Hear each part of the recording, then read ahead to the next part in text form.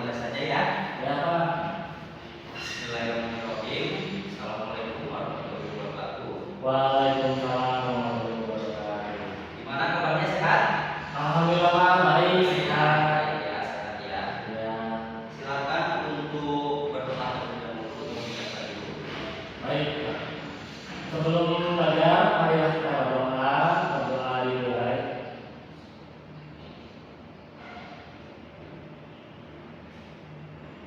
Berdoa selesai. Alhamdulillah ya. Yang tidak hadir siapa aja? Fitri Pak. Fitri. Iya. Kenapa Fitri? Fitri itu ke Cirebon. Oh, sudah mulai mudik ya. Oke, sudah tidak ada lagi. Budi Pak. Budi. Budi kenapa Budi? Sakit Pak. Sakit. Iya. Semoga Budi mendapatkan kesehatan seperti sejak kala lagi ya. Ya Pak, amin Pak. Berarti ini Fitra yang hadir ya? Ya, hadir Pak. Oke, absensi Fitra hadir. Fitra hadir. Baik, untuk materi kali ini adalah teks deskripsi. Ini ada yang tahu teks deskripsi itu apa? Saya Pak. Silakan Fitra. Ini Pak. Ya. Teks deskripsi adalah teks yang bisa menggambarkan sesuatu, misalnya tempat gitu atau objek gitu Pak. Bagus Fitra, ya benar ya. Teks deskripsi itu bisa disebut juga teks yang menjelaskan suatu objek atau suatu benda, bisa boleh kita menggunakan benda atau pemindahan kota.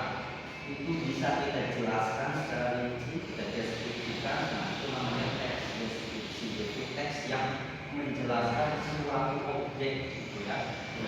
Selanjutnya, selain dari definisi dan pengertiannya, ada tujuan dari teks deskripsi.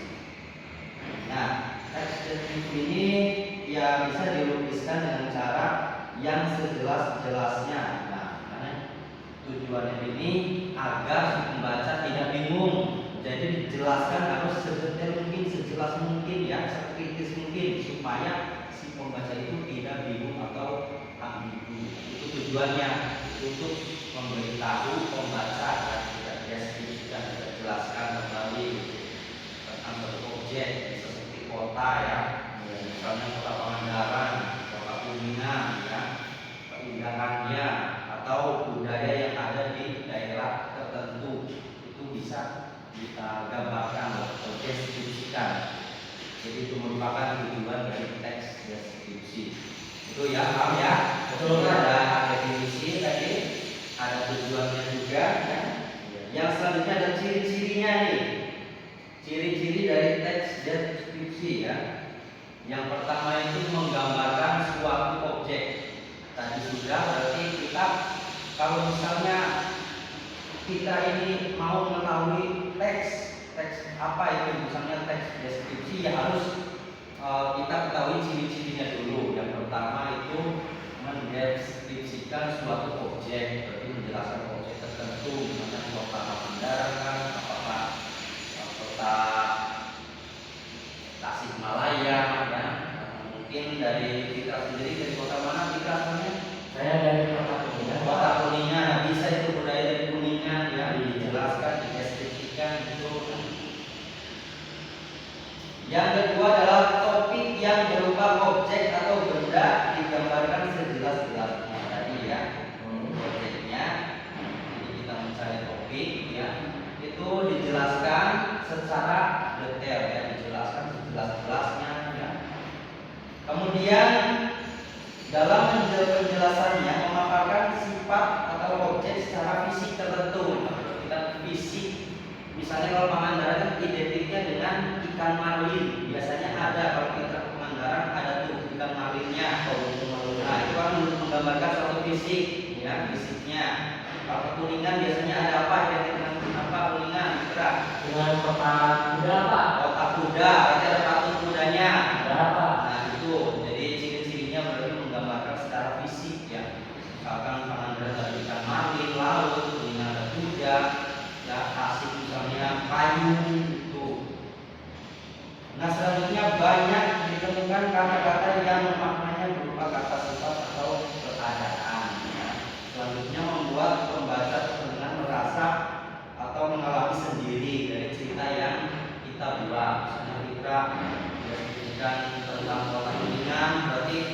Cobalah buat si pembaca ini merasa terbawa suasana di kota Kuningan dengan banyak patung Buddha, budayanya yang yang masih murni gitu. Itulah ciri-cirinya. Kemudian ada juga yang namanya struktur ya dari teks deskripsi.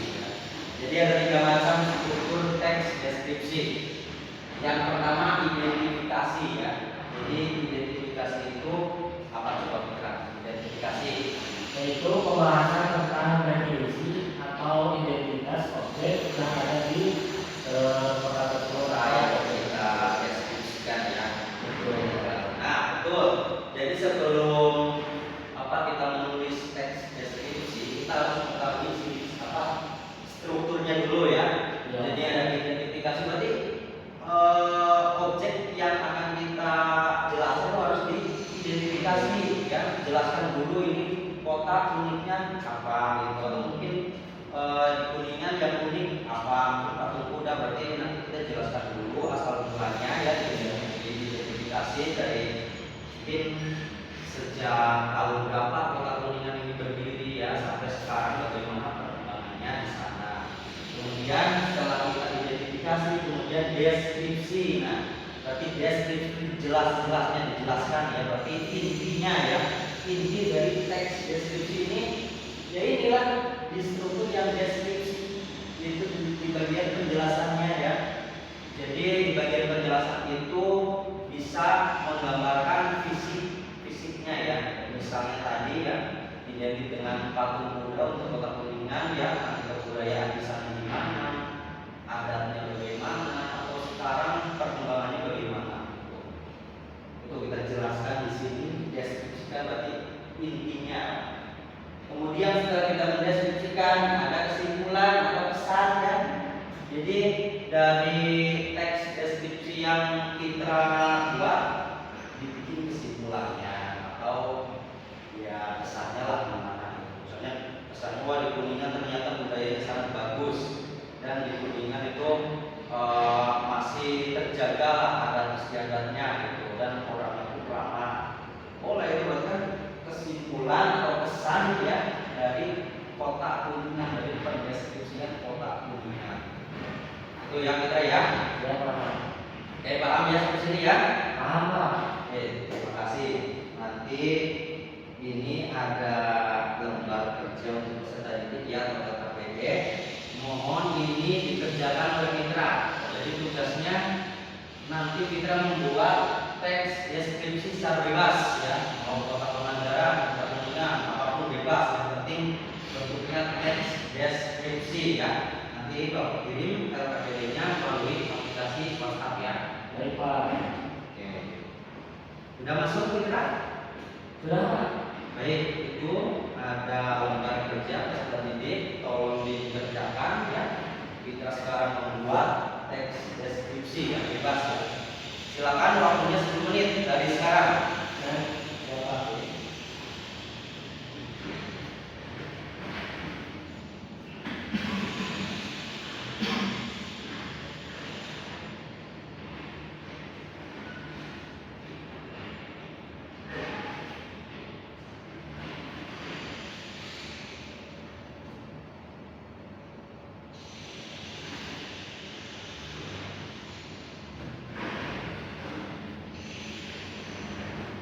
Coba sampai mana kita?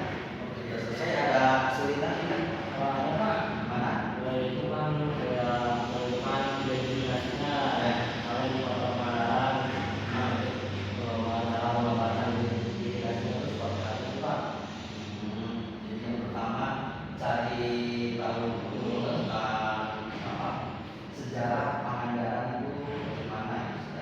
Kalau misalnya nggak tahu tentang sejarah asal muasalnya, kita melihat identifikasinya di catat langsung yang penting catat yang mudah.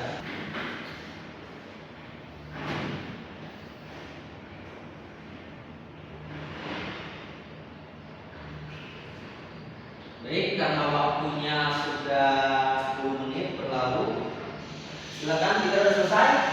Sudah, Pak. Sudah, baik. Coba Bapak mau melihat tentang hasil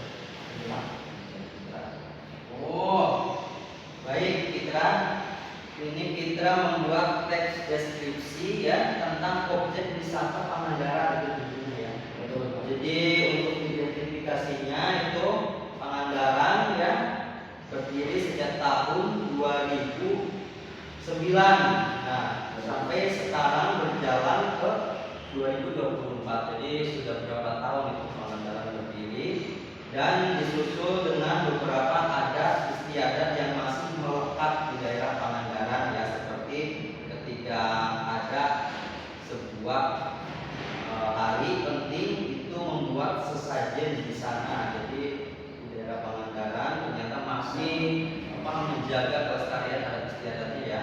Ini merupakan sebuah identifikasi ya dulu, identifikasi. Kemudian pada deskripsi ya di Pantai Pangandaran ternyata ada identik yaitu patung ikan marlin ya Fitra. Ternyata Fitra sudah mengetahui ya, sudah mengidentifikasi. Kemudian hasilnya dideskripsikan. Ternyata ada patung ikan marlin yang ada di Tugu Selamat Datang ya. Jadi wisatawan ini dihadapkan dengan patung ikan marlin kalau mau masuk ke pantai. Jadi di sini ada pantai pasir putih ya. Jadi ini merupakan suatu wisata bagi turis-turis asing maupun turis lokal ya. Ada pasar wisata juga ini di sini. Iya Pak, ada pasar Hebat ini. Ada pasar wisata juga ternyata ya. Iya Pak. Jadi kalau misalnya nanti ada pasar wisata ini bisa menjadi oleh-oleh ya. Betul Pak. Misalnya identiknya di sini dijelaskan bahwa di pasar wisata Pangandaran ada baju atau kaos yang berciri khas Pangandaran. Nah di sini dijelaskan bahwa baju yang ada di pasar wisata ini merupakan baju bergambar pantai diiringi dengan ikan lumba-lumba. Ini sangat menarik ini ya.